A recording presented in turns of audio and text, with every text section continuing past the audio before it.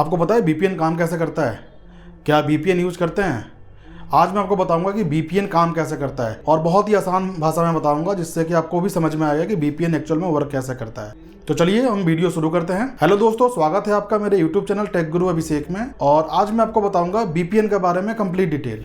सबसे पहले हम बात कर लेते हैं इसके फुल फॉर्म की। तो इसका फुल फॉर्म होता है वर्चुअल प्राइवेट नेटवर्क। जैसा कि इसका फुल फॉर्म है वर्चुअल प्राइवेट नेटवर्क, ये एक तरह से वर्चुअली पूरा इन्वायरमेंट क्रिएट कर देता है एक नेटवर्क का। अब इसको हम समझते हैं कि एक्चुअल में काम कैसे करता है, लेकिन इसे समझने से पहले हमें ये जानना होगा अगर हम इंटरनेट यूज करते हैं तो इंटरनेट किस तरह से वर्क करता है और कैसे हम किसी वेबसाइट को एक्सेस करते हैं, तो वहाँ के बैकएंड में होता क्या है एक्चुअल प्रोसेस। इंटरनेट के लिए सबसे पहले हमें इंटरनेट कनेक्शन चाहिए होता है, जिसके लिए हमारे घर में राउटर या मॉडेम लगे होते हैं। उसके बाद हमारी डिवाइसेस कनेक्ट होती है। इंटरनेट सर्विस प्रोवाइडर हमें राउटर या मॉडेम कराते हैं प्रोवाइड और नेट का कनेक्शन देते हैं। हम अपने डिवाइस से जब भी कोई वेबसाइट को एक्सेस करते हैं तो वहाँ पे होता ये है कि रिक्वेस्ट हमारा जाता है हमारे राउटर तक, राउटर के बाद हमारे आईएसपी तक जाता है।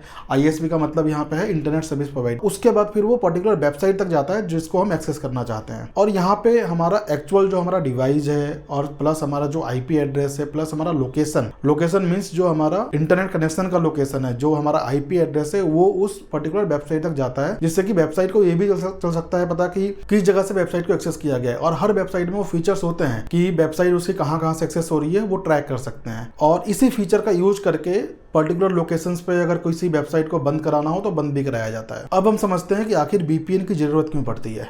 जैसा कि मैंने आपको बताया कि जब भी हम किसी पर्टिकुलर वेबसाइट को एक्सेस करते हैं तो वो वेबसाइट हमारे रिकॉर्ड को ट्रैक कर सकता है। अब रिकॉर्ड में क्या क्या ट्रैक कर सकता है, वो हमारा आईपी एड्रेस ट्रैक कर सकता है, डिवाइस का मैक एड्रेस ट्रैक कर सकता है और लोकेशन ट्रैक कर सकता है। अगर हमें ये सारे डेटा को अगर हाइड रखना हो कि कोई हमको ट्रैक ना कर पाए कि हम कहाँ से वेबसाइट को एक्सेस कर रहे हैं, तो उसके लिए हमें वीपीएन की जरूरत पड़ती है। अब मैं आपको बताऊंगा कि वीपीएन काम कैसे करता है। वीपीएन के जो सर्विस प्रोवाइडर होते हैं उनके अलग अलग लोकेशन पे सर्वर्स होते हैं। अब वो काम इस तरह से करते हैं कि अगर हम वीपीएन का सर्विस उनसे लेते हैं तो वो हमको एक सिक्योर कनेक्शन प्रोवाइड करते हैं अपने सर्वर तक का, जो कि इनक्रिप्टेड हो सकता है, जिससे कि हमारा जो भी रिक्वेस्ट उनके सर्वर तक जाएगा वो इनक्रिप्टेड जाएगा। और उस सर्वर के बाद हम कोई भी वेबसाइट को एक्सेस करते हैं, हमें कुछ पता नहीं चलेगा कि बैकएंड में क्या हो रहा है। हम तो सिंपली अपना ब्राउजर ओपन करके वेबसाइट को खोलते हैं, लेकिन जो रिक्वेस्ट जा रही होगी वो हमारे मॉडेम से पहले उस सर्वर तक जा रही होगी और उस सर्वर के बाद आगे जा रही होगी। उससे होगा ये कि जो रिकॉर्ड उस पर्टिकुलर वेबसाइट के पास जा रही है वो जा रही है उस सर्वर की, उस वीपीएन सर्वर की। अब वो वीपीएन सर्वर किसी भी लोकेशन पे हो सकता है। अब यहाँ पे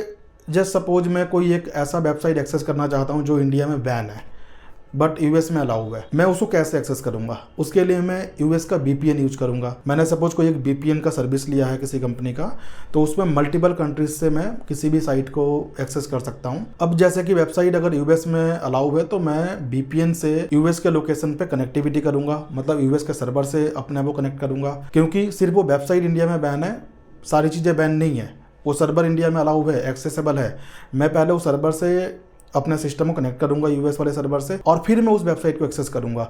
तो उस वेबसाइट तक जो रिक्वेस्ट जाएगी वो यूएस के सर्वर से। तो वेबसाइट को ये लगेगा कि जो रिक्वेस्ट आ रही है वो यूएस से आ रही है, तो वो डेटा सर्व करेगा और दिखाएगा। और वो दिखाएगा कहाँ पे? उस सर्वर पे। लेकिन सर्वर से कनेक्टिविटी डायरेक्टली मेरी है तो मेरे सिस्टम पे दिखेगा और मेरा जो एक्चुअल रिकॉर्ड है वो पूरा का पूरा हिडन हो जाएगा, वो नहीं चल पाएगा पता। तो वीपीएन लोग मोस्टली इसलिए यूज करते हैं कि कोई भी अगर वेबसाइट जो बैन हो गई है, जो नहीं चल रही है, या फिर हमारे लोकेशन पे वो पर्टिकुलर कंटेंट अवेलेबल नहीं है, तो उसको एक्सेस करने के लिए इसमें हम यूट्यूब के वीडियोस को भी यूज़ कर सकते हैं, या कुछ भी ऐसा कंटेंट जो हमारे लोकेशन पे अवेलेबल नहीं है उसको एक्सेस करने के लिए हम वीपीएन का यूज करते हैं। और दूसरा इसका यूज ये इसलिए भी होता है कि अगर हमारे ऑफिसेस 2 से 3 लोकेशंस पे हैं, अगर हम चाहते हैं कि अपने सिस्टम को डायरेक्टली हम किसी पर्टिकुलर लोकेशन पे एक्सेस करें तो उसके लिए भी हम वीपीएन का यूज करते हैं। लेकिन वीपीएन के जैसे फायदे हैं तो कुछ नुकसान भी है।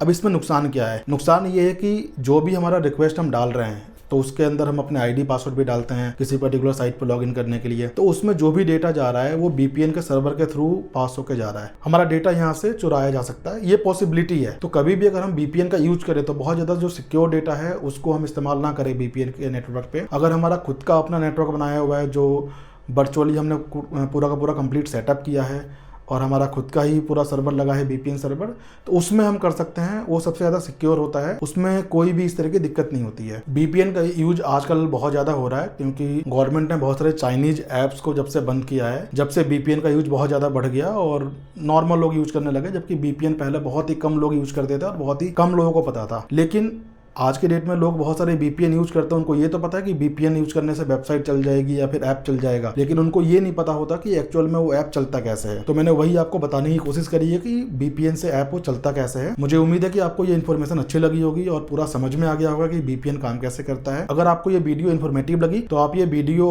अपने फ्रेंड्स के साथ शेयर कीजिए, वीडियो को लाइक कीजिए और कोई भी सुझाव अगर आपके हैं तो कमेंट कीजिए और चैनल को सब्सक्राइब जरूर कीजिए, जिससे कि आपको जो भी नई वीडियो आएगी उसके अपडेट्स मिलते रहें। तो चलिए मिलते हैं हम नेक्स्ट वीडियो में।